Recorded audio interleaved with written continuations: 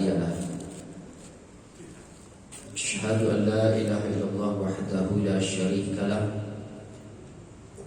أشهد أن محمدا عبده ورسوله صلى الله عليه وعلى آله وأصحابه وسلم يا أيها الذين آمنوا اتقوا الله حق تقاته ولا تموتن إلا وأنتم مسلمون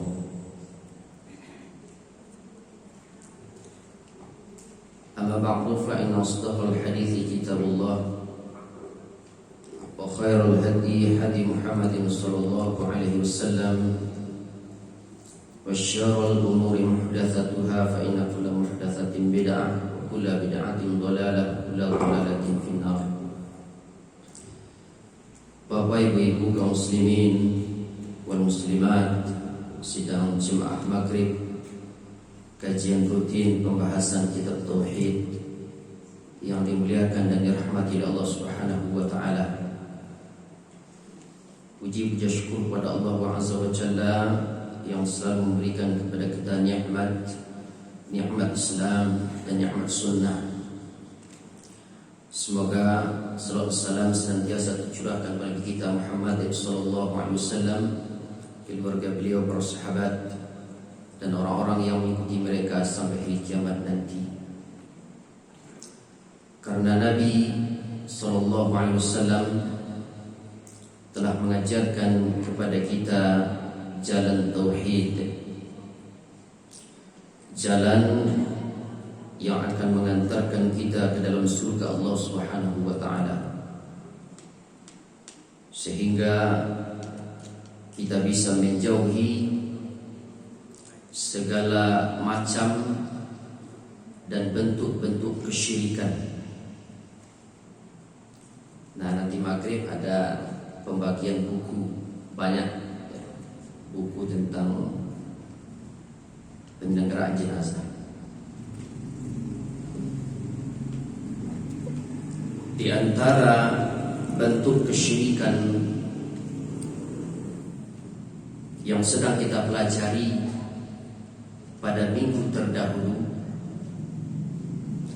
adalah dakhalal jannata rajulun fi dhubabin. Seorang laki-laki masuk surga karena seekor lalat. Wa dakhalan nara rajulun fi dhubabin. Dan seorang laki-laki lainnya masuk neraka karena seekor lalat. Para sahabat bertanya, kok bisa begitu ya Rasulullah? Kata Nabi SAW, marra rajulani ala qaumin lahum sanamun. Dua orang laki-laki melewati suatu kaum yang punya berhala. Dua orang laki-laki ini mau lewat sebuah kampung, tapi kampung itu penyembah berhala. La yujawizu ahadun hatta yuqarribu lahu syai'an. Tidak ada seorang pun yang boleh melewati kampung itu, melewati berhala tersebut, kecuali dia harus berkorban sesuatu. Mereka mengatakan kepada salah satu dari dua orang laki-laki ini, berkorbanlah. Laki-laki yang pertama menjawab, mengatakan, laisa 'indi syai'un uqarribu. Aku tidak punya apa-apa yang bisa dikorbankan. Aku tidak punya apa-apa yang bisa untuk dikurbankan. Kata mereka, berkurbanlah, walaupun hanya seekor lalat. Faqarraba dhubaban. Maka orang ini berkurban dengan seekor lalat. Berkurban dia dengan seekor lalat. Fakhallu sabilahu. Lalu orang kampung ini membiarkan dia pergi. Ya sudah, pergi. Karena dia sudah menyembelih tumbal dengan seekor lalat untuk sebuah berhala, maka silahkan pergi. Kemudian apa kata Nabi SAW? Fadakhalan nar, kata Nabi SAW. Maka laki-laki ini masuk neraka. Laki-laki ini masuk neraka, kata Nabi SAW, setelah dia menyembelih seekor lalat untuk sebuah tumbal, untuk sebuah berhala. Kemudian dia mengatakan kepada laki-laki yang satu lagi, laki-laki yang kedua, berkorbanlah. Lalu apa kata laki yang kedua ini? Ma kuntu li uqarriba li ahadin syai'an dunallahi azza wa jalla. Aku tidak akan berkurban dengan suatu apapun kecuali hanya untuk Allah. Aku tidak akan berkurban dengan suatu apapun kecuali hanya untuk Allah Subhanahu wa ta'ala, katanya. Lalu apa yang terjadi? Mereka memenggal leher orang yang kedua ini, dipenggal lehernya, dan dia masuk surga, kata Nabi SAW, karena tidak mau menyembelih tumbal untuk sebuah berhala, tidak mau menyembelih tumbal seekor lalat untuk sebuah berhala. Seekor lalat apalah artinya? Fadakhalal jannah, kata Nabi SAW, dia masuk surga. Jika sembelihan tumbal seekor lalat sudah bisa mengantarkan orang ke dalam api neraka, lalu bagaimana kalau menyembelih tumbal itu dengan seekor unta? Bagaimana kalau menyembelih tumbal itu dengan seekor sapi, seekor kerbau, seekor kambing, seekor ayam, dan yang lainnya? Oleh karena itu, ini peringatan keras. Ini peringatan keras untuk kita agar jangan menganggap remeh masalah syirik. Jangan apa? Menganggap remeh masalah syirik. Jangan sampai kita tidak paham tauhid. Sedikit saja kita tidak paham tauhid, sedikit saja seorang muslim tidak paham dengan tauhid, terpleset dia kepada kesyirikan, terjerumus dia ke dalam dosa syirik. Sebab ketika seorang jatuh kepada perbuatan syirik tanpa dia sadari, kemudian tiba-tiba dia meninggal dunia dan tidak sempat bertaubat kepada Allah Subhanahu wa ta'ala dari dosa syiriknya, maka kembalinya adalah ke dalam neraka Allah Subhanahu wa ta'ala. Waliya'udzubillah. Semoga Allah melindungi kita dari hal yang demikian. Ketika seorang jatuh kepada perbuatan syirik, kemudian tiba-tiba dia meninggal dunia dan tidak sempat taubat, tempat kembalinya ke dalam neraka Allah Azza wa Jalla. Sedangkan neraka adalah tempat siksaan untuk orang-orang yang terkena oleh laknat Allah Subhanahu wa ta'ala. Dan orang-orang yang terkena oleh laknat Allah Azza wa Jalla, tempat kembalinya ke dalam neraka Allah Azza wa Jalla. Orang yang tekan, orang yang kanai laknat Allah, tempat kembalinya ke dalam neraka Allah Subhanahu wa ta'ala. Oleh karena itulah jemaah sekalian, setiap dosa, kan banyak orang-orang yang terkena oleh Allah Subhanahu wa ta'ala dari laknatnya. Banyak yang terkena laknat Allah, itu banyak. Ini diantaranya banyak sekali. Orang yang makan riba, seorang istri yang durhaka kepada suaminya. Nah, ini diantaranya kita bahas pada pagi hari ini. Yang lainnya insyaallah akan terbahas nantinya. Setiap orang yang terkena oleh laknat Allah Subhanahu wa ta'ala, maka itu pasti dosa besar. pasti dosa besar. Setiap dosa yang terkena oleh laknat Allah, maka itu pasti dosa besar. Pasti dosa besar. Kalau ada kita temukan dalam hadis terkena oleh laknat Allah, itu pasti dosa besar. Sebagaimana Syekh Muhammad bin Shalih Al-Utsaimin rahimahullah dalam kitab ini menyebutkan kullu dzambin kanat 'uqubatuhu laknah. Setiap dosa yang hukumannya adalah mendapatkan laknat, setiap dosa yang hukumannya mendapatkan laknat, fahuwa min kabairidz dzunub, maka dosa itu tergolong ke dalam dosa besar. Dosa itu tergolong kepada dosa besar.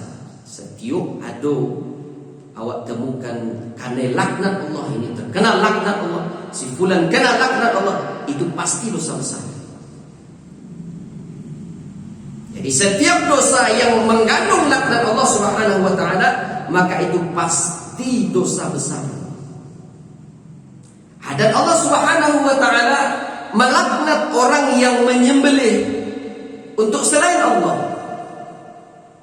Allah melaknat orang yang menyembelih tumbal untuk selain Allah Subhanahu wa taala. Sebagaimana Ali bin Abi Thalib radhiyallahu anhu menyebutkan, haddatsani Rasulullah sallallahu alaihi wasallam bi arba'i kalimat. Rasulullah sallallahu alaihi wasallam menyampaikan 4 perkara kepadaku, kata Ali. 4 perkara. Ingat-ingat 4 perkara ini. Pertama, la'anallahu man dhabaha li ghairillah. Allah melaknat orang yang menyembelih untuk selain Allah. Wa la'anallahu man la'ana walidayhi. Allah melaknat orang yang melaknat ayah dan ibunya. Allah melaknat orang yang melaknat kedua orang tuanya. Wa la'anallahu man awa muhdithan. Allah melaknat orang yang melindungi pelaku kejahatan. Wa la'anallahu man ghayyara manaral ardi. Dan Allah melaknat orang-orang yang merubah patok batas tanah. Tanah orang lain diambil dengan merubah patok tanahnya, atau tanah orang lain diambil dengan merubah tanda-tanda patok tanahnya. Misalnya dia menggeser sejengkal patok tanah, sejengkal dia geser, atau dia geser sejengkal batok tanah, atau batas-batas tanah orang lain, keluar dari batas tanah yang sudah ditandai oleh orang lain, sehingga itu nanti menjadi tanah dia, sehingga itu nanti tanah itu menjadi miliknya. Maka orang itu telah mengambil sejengkal tanah orang lain secara zalim. Dan siapa yang mengambil tanah orang lain, siapa yang mengambil tanah orang lain walaupun hanya 1 jengkal, maka pada hari kiamat nanti dia akan menanggung dosa yang sangat mengerikan. Sangat mengerikan. Sebagaimana Nabi SAW bersabda, man zalama shibran minal ardi, kata Nabi SAW, siapa yang mengambil sejengkal tanah orang lain secara zalim, tuwiqahu yaumal qiyamati min sab'i aradina, maka pada hari kiamat dia akan akan dipikulkan kepadanya tanah yang sejengkal itu dari 7 lapis bumi.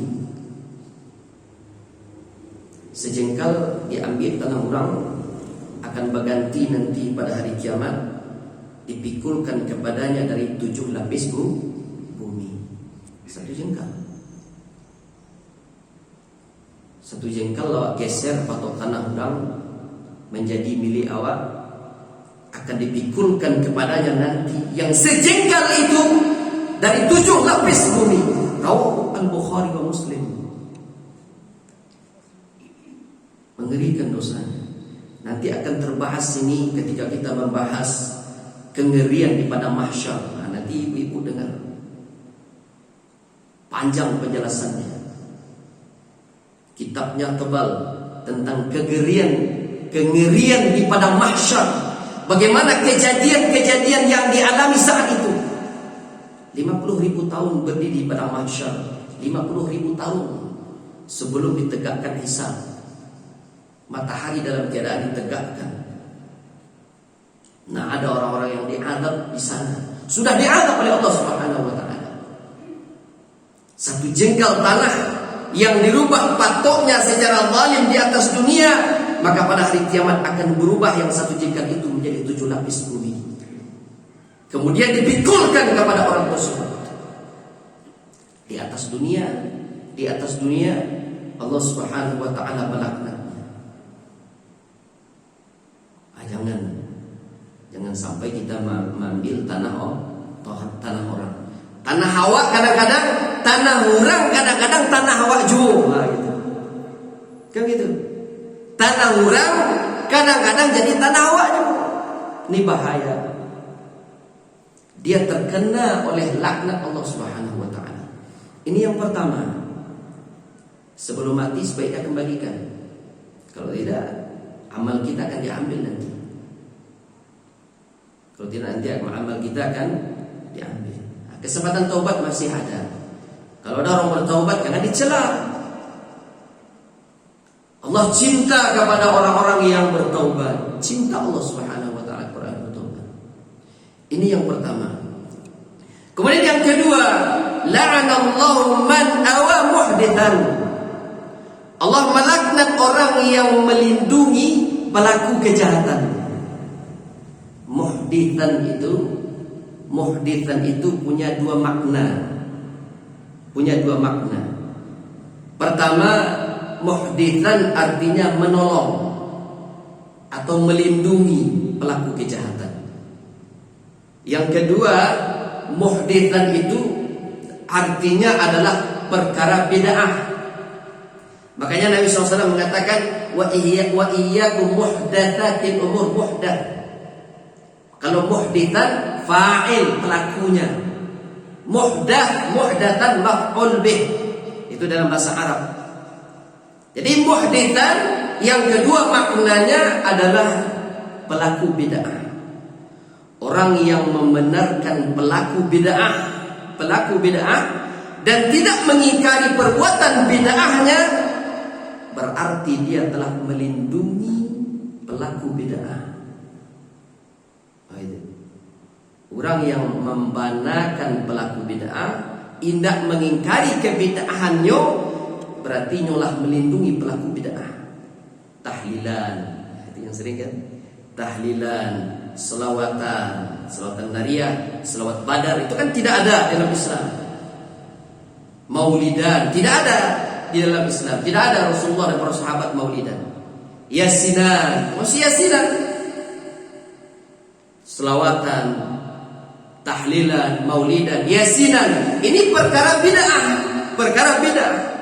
Tetapi ada orang yang membenarkannya.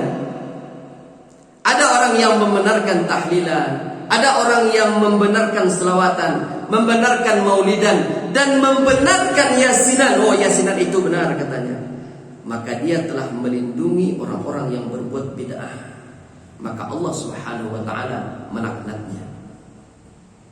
Yang kedua muhditsan artinya menolong atau melindungi pelaku kejahatan. Maksudnya dia menolong dan melindungi pelaku kejahatan dari orang yang menuntutnya. Nah, misalnya pengacara itu kan banyak membela yang salah demi uang, gitu ya. Pengacara kadang sudah membela yang salah.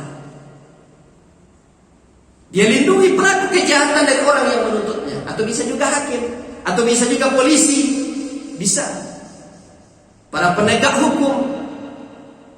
Dia menghalangi dilaksananya hukuman yang seharusnya diterima oleh pelaku kejahatan.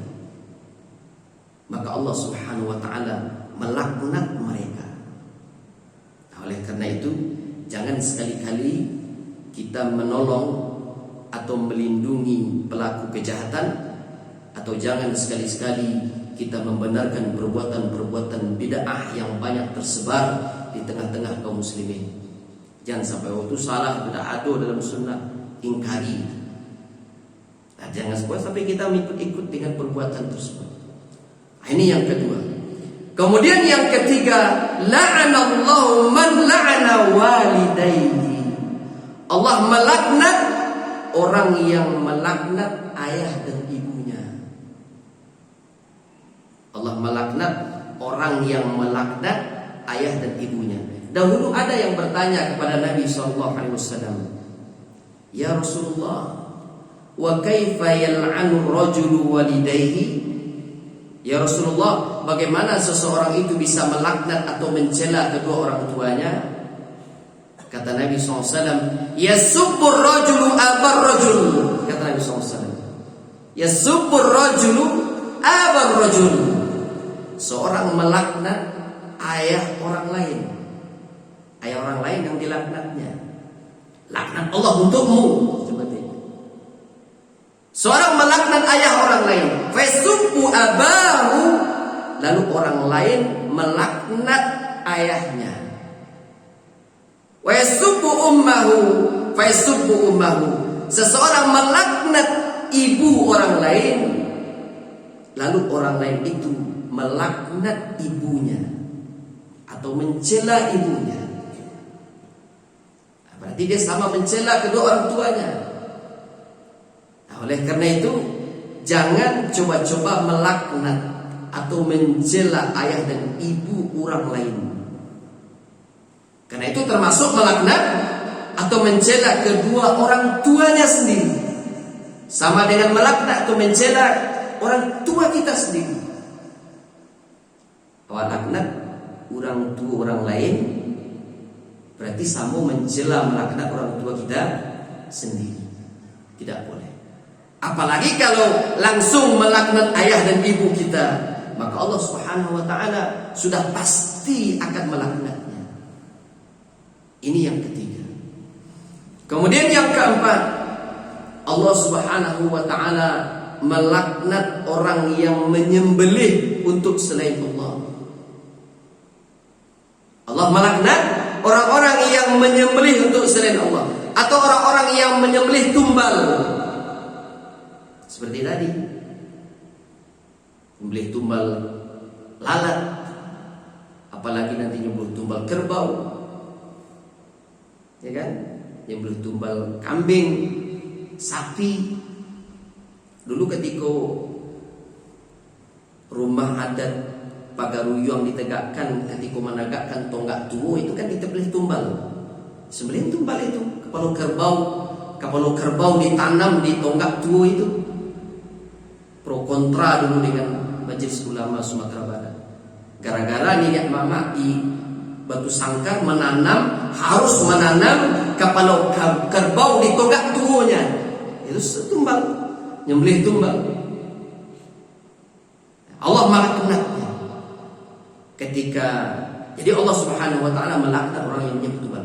Ketika dia menyembelih yang dia sebut bukan nama Allah Subhanahu wa taala. Termasuk begitu. Ketika menyembelih yang disebut bukan nama Allah, akan tapi nama selain Allah. Sebagaimana firman Allah Subhanahu wa taala, "Wa ma uhilla bihi li ghairillah." Binatang yang ketika disembelih disebut nama selain Allah. Ini dalam surah Al-Baqarah 173. Wa ma uhilla bihi li ghairillah. Binatang yang ketika disembelih disebut nama selain Allah.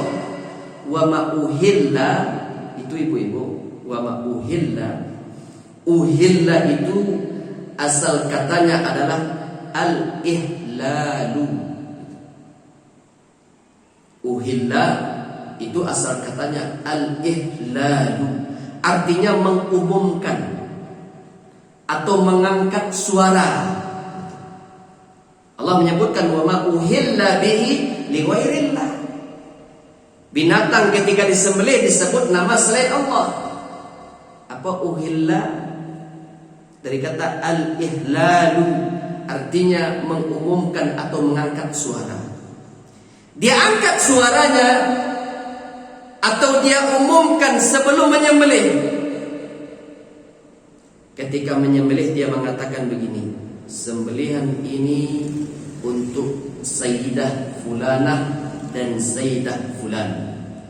Kan ada orang menyembelih gitu kan? Sembelihan ini untuk Sayyidah Fulan, untuk si Fulan sampai namanya. Atau terang-terangan sembelihan ini untuk berhala ini, untuk kuburan ini, untuk patung ini, atau disebut namanya. Sembelihan ini untuk Sayyidah Fulan atau Sayyid Fulan. Sehingga orang-orang tahu kalau sembelihan itu untuk selain Allah Subhanahu wa taala. Walaupun ketika menyembelih dia menyebut nama Allah, bismillah. Tapi sebelum menyembelih dia mengatakan sembelihan ini untuk si Fulan, Sayyid Fulan dan Sayyid Fulan. Walaupun ketika menyembelih dia menyebut bismillah, akan tetapi yang tersimpan di dalam hatinya, yang tersimpan di dalam niatnya, dia menyembelih untuk selain Allah Subhanahu wa taala. Maka yang dilihat adalah apa yang ada di dalam hati. Sebagaimana mu'allif kita ini menyebutkan ma'rifatu anna 'amal al-qalbi wal maqsudul azam. Mengetahui bahwa perbuatan hati itu merupakan maksud yang paling besar. Yang dicari hatinya. Walaupun lisannya mengucapkan bismillah, kata lisannya, tapi hatinya mengatakan sembelihan ini untuk si fulan. Yang dicari adalah hatinya. Yang dilihat adalah hatinya, maksud dia, niat dia menyembelih. Dalam hatinya dia meniatkan sembelihan ini untuk anu dan anu, maka sembelihan itu untuk yang dia maksudkan. Apalagi kalau dia mengucapkan sembelihan ini untuk si fulanah dan si fulanah, maka kesyirikannya akan lebih jelas lagi. Syirik. Diniatkan sembelihan ini untuk selain Allah, walaupun dia menyebut bismillah, maka itu kesyirikan. Menyembelih tumbal untuk selain Allah dengan maksud mendekatkan diri kepadanya, seperti menyembelih tumbal untuk jin. Seperti menyembelih tumbal untuk jin dengan maksud untuk mendekatkan diri kepada jin, maka ini syirik besar. Ini syirik besar yang bisa mengeluarkan pelakunya dari Islam. Lalu bagaimana dengan sembelihannya? Bagaimana dengan sembelihannya? Kan orang nyembelih, tapi sembelih ini untuk tumbal. Apakah sembelihannya itu haram atau halal? Misalnya dia menyembelih kerbau. Kerbau ini disembelih untuk jin fulan. Kerbau ini disembelih untuk jin fulan. Apakah kerbau yang disembelih itu haram atau halal? Jawabannya adalah sembelihannya haram. Sebenarnya apa? Haram. Sembelihannya haram karena dia telah menyembelih untuk selain Allah dengan maksud untuk mendekatkan diri kepada jin fulan. Walaupun ketika menyembelih dia menyebut bismillah, sembelihannya haram.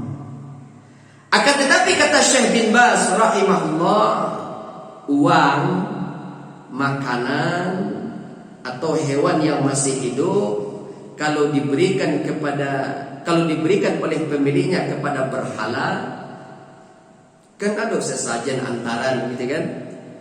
Seperti kerbau yang masih hidup, uang atau diberikan kepada berhala, diberikan kepada orang-orang yang sudah mati, kemudian kita ambil.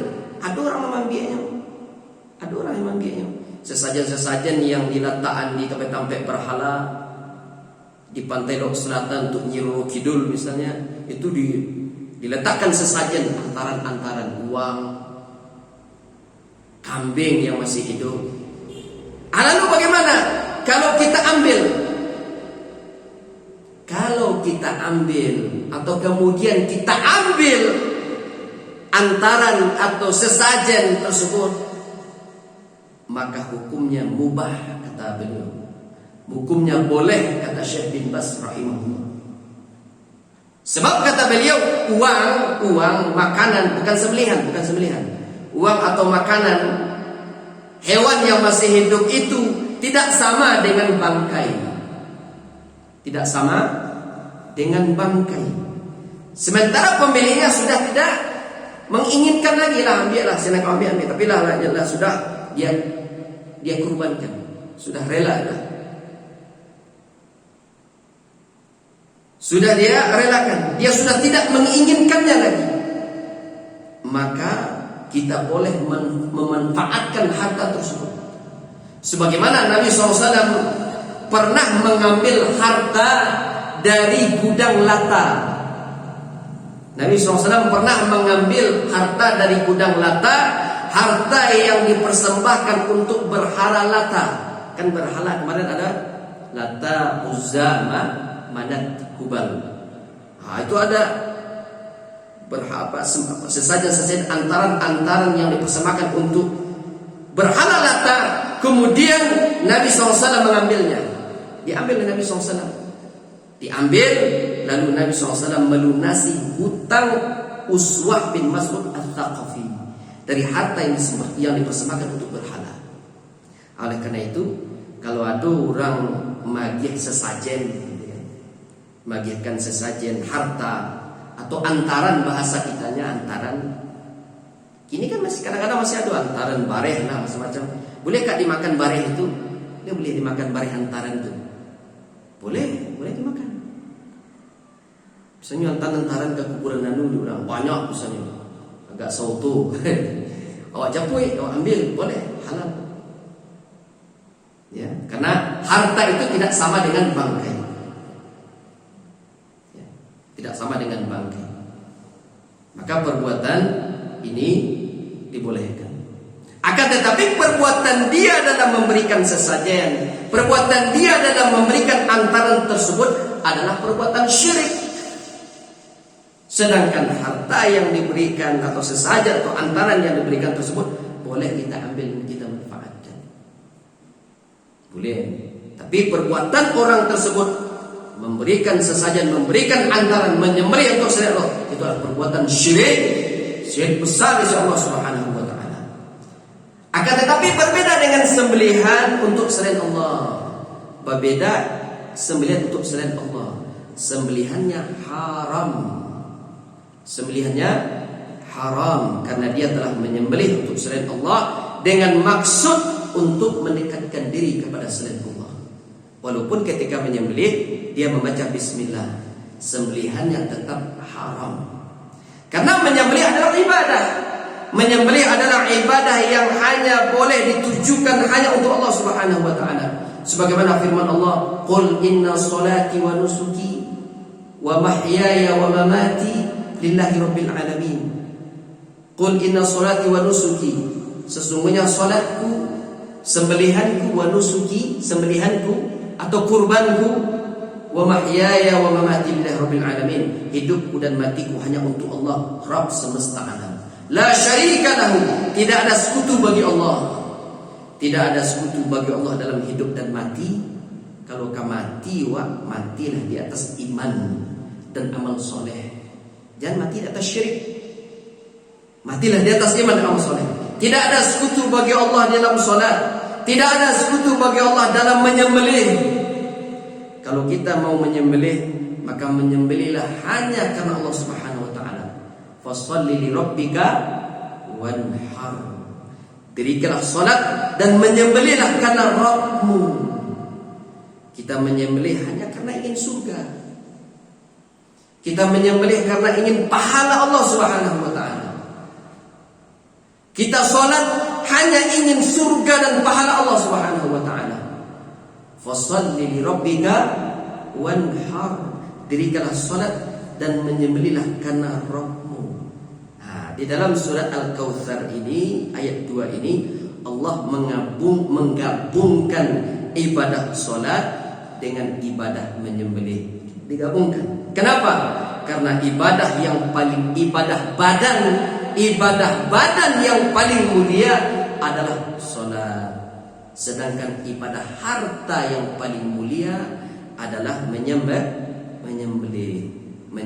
ketika hari raya Idul Adha. Nah, kita sambung kajian ini, pembahasan kitab tauhid ini di hari Rabu yang akan datang. Ya, ada pertanyaan? Tidak ada. Insyaallah kita sambung nanti maghrib kajian tentang kematian, tentang jenazah kematian. Nanti akan ada pembagian buku untuk ibu-ibu yang cukup banyak insyaallah di maghrib nanti. Semoga bermanfaat kajian kita pada pagi hari ini. Subhanallah bihamdik, asyhadu an la ilaha illa anta, astaghfiruka wa atubu ilaik. Wassalamualaikum warahmatullahi wabarakatuh.